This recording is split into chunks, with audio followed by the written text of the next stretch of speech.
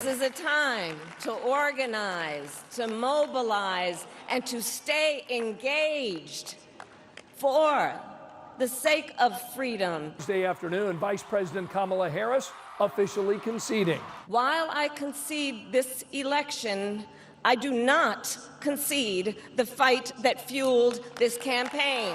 Addressing her supporters at her alma mater, Howard University. This is Mohammad Shahid. आप देख रहे हैं मेरा यूट्यूब चैनल।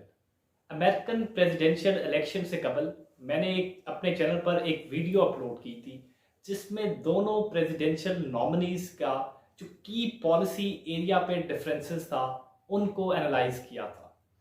आज की इस वीडियो में मैं एनालाइज करूंगा what went wrong with Kamala Harris कि despite having a large support from legacy media, validation from celebrities and a popular sentiment or the popular news was backing Kamala Harris, but जो results आए उनमें Donald Trump ने outnumbered किया Kamala Harris को। वो factors जो हैं आज की इस वीडियो में मैं आपके सामने रखूंगा। सबसे पहला फैक्टर जो कैमला हैरिस की डिफीट का एक जिसका फिनोमिनल रोल है उसके अंदर, that is economic malice in USA. 2020 से लेकर 2024 के पीरियड के अंदर यूनाइटेड स्टेट्स ऑफ अमेरिका के अंदर एक high cost of living crisis है, रिसेशन अपने पीक पे है, स्काई रॉकेटिंग इन्फ्लेशन है, स्लगिश अनएम्प्लॉयमेंट है, उसके साथ जो ग्रोथ है दैट इज आल्सो एनेमिक। ये फैक्टर्स थे जिनको Biden administration and particularly Kamala Harris ने वोटर्स को इन एरियाज पे एड्रेस नहीं किया। न्यूयॉर्क टाइम्स के एक सर्वे के मुताबिक 39% वोटर्स ने जब अपनी राय का इजहार किया, जब उनसे पूछा गया कि आपके लिए यूनाइटेड स्टेट्स का सबसे बड़ा मसला क्या है इन इलेक्शंस में, उनकी राय थी कि economy is the biggest problem. और Democratic nominee Kamala Harris economy के इशू को सही तरीके से मैसेज में एक्सप्लेन नहीं कर सकी, इवन दो बाइडेन एडमिनिस्ट्रेशन का जो लास्ट ईयर था उसमें इकोनॉमिक फिगर्स के अंदर एक सर्टन इंप्रूवमेंट आई है, इकोनॉमिक इंडिकेटर्स के अंदर एक आपको चेंज नजर आया है, बट वो मैसेज जो था कैमला हैरिस ट्रांसलेट नहीं कर सकी। और बिल क्लिंटन का जो एक फेमस स्लोगन था इलेक्शंस का 1993 का, उनके अंदर उन्होंने बड़ा कॉमनली कहा था कि इट्स इकोनॉमी स्टूपिड, और कैमला हैरिस जो है इस इकोनॉमी वाले नैरेटिव को कैपिटलाइज नहीं कर सकी। दूसरा फैक्टर जो था वो इमिग्रेशन से रिलेटेड था।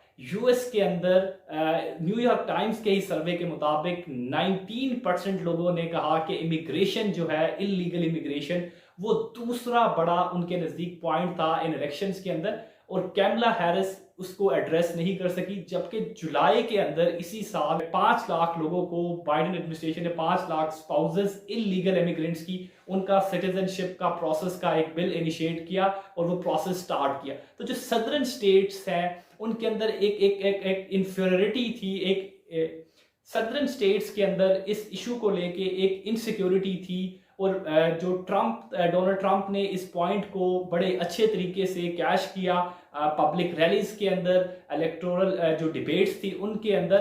कैमला हैरिस से मुख्तलिफ जगह पे इससे रिलेटेड क्वेश्चंस भी पूछे गए, but she remained silenced on these questions at large. Immigration का इशू भी कैमला हैरिस सही तरीके से इलेक्शन में एड्रेस नहीं कर सकी। तीसरा जो एक इम्पॉर्टेंट फैक्टर है वो है डेमोग्राफिक ट्रांजिशंस का। इन इलेक्शंस के रिजल्ट्स जब आए उसमें एक चीज नजर आई कि जो डेमोग्राफिक ट्रांजिशंस है, फॉर इंस्टेंस जब बाइडेन ने 2020 का इलेक्शन विन किया तो जो लैटिनो अमेरिकन्स थे उनमें बाइडेन की डोनाल्ड ट्रंप पे एक बहुत ज्यादा जो सुपेरिटी थी वो उसके अंदर, या एक आपको एक वाज़े अक्सरियत नजर आ रही थी। बट 2024 के इलेक्शंस में डोनाल्ड ट्रंप का जो वोट बैंक था पर्टिकुलरली लैटिनो अमेरिकन्स में, वो 13% से इंक्रीज किया। दूसरा जो डेमोग्राफिक ट्रांजिशन हुई वो विमेन के वोट में आई।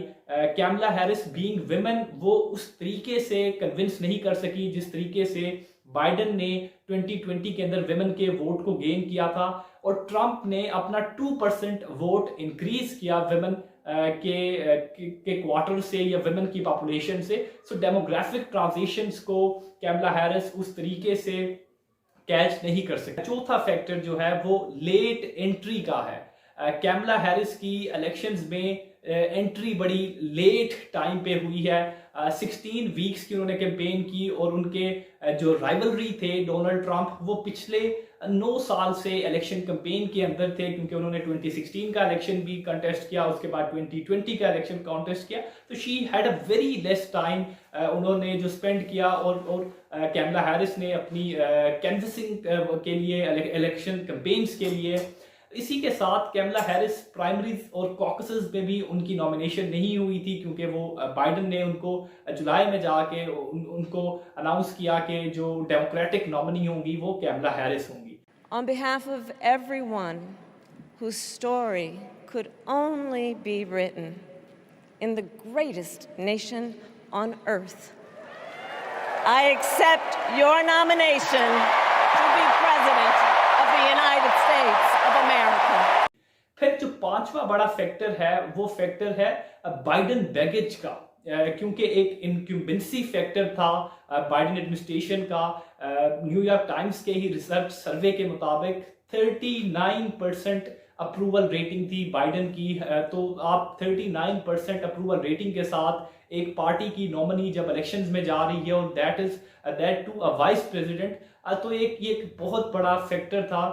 उनसे एक टीवी इंटरव्यू में पूछा भी गया कैमला हैरिस से कि आपकी बाइडन एडमिनिस्ट्रेशन से पॉलिसी किन एरियाज पे डिफरेंट होगी। तो उनका जो रिप्लाई था वो बड़ा वेग था। She replied that nothing comes in my mind. तो ये जो रिप्लाई था, इस आंसर को यूनाइटेड स्टेट्स के लोगों ने उस तरीके से नहीं कन्विंस कर सकी कैमला हैरिस, जिस तरीके से डोनाल्ड ट्रंप ने अपने फॉलोअर्स को कन्विंस किया। छठा फैक्टर जो है वो जेंडर से रिलेटेड है। Even it is hard to prove this factor, क्योंकि इसके ऊपर अभी तक कोई रिसर्च नहीं आई है या सर्वेज नहीं शो कर रहे हैं ये फैक्टर। बट ये यूएस की तारीख में दूसरी दफा है एक फीमेल कैंडिडेट प्रेसिडेंट का इलेक्शन कॉन्टेस्ट कर रही है और वो इलेक्शन विन नहीं कर सकी। व्यूअर्स, ये 6 फैक्टर्स मैंने आपके सामने रखे जो शो करते हैं कि कैमला हैरिस इन 6 फैक्टर्स के ऊपर एक अच्छी परफॉर्मेंस नहीं दे सकी और वो उसी की वजह से वो प्रेसिडेंशियल इलेक्शन जो है उसके अंदर उनको डिफीट हुई। मैं उम्मीद करता हूँ ये वीडियो आपको पसंद आई होगी।